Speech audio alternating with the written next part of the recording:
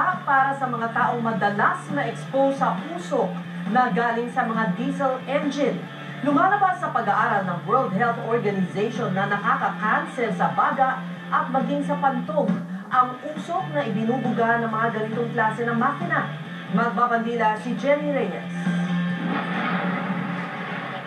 15 oras kada araw kung ibiyahe ni Michael ang kanyang jeep, kaya't halos 15 oras din siyang nakakalanghap ng usok sa kalsada. Masakit sa ilong, kala mo nang...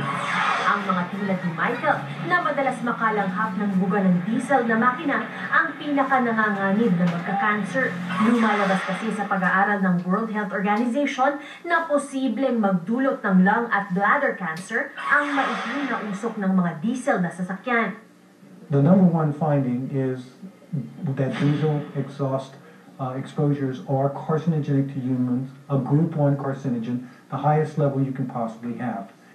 Ayon sa IARC, malaking populasyon ng mundo ang gumagamit ng diesel sa pang-araw-araw na gawain.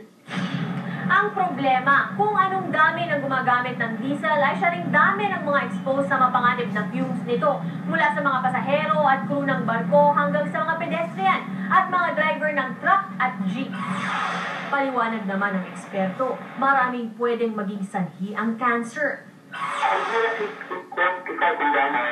Gaming exposure ang kailangan para mag-develop ka ng lung cancer.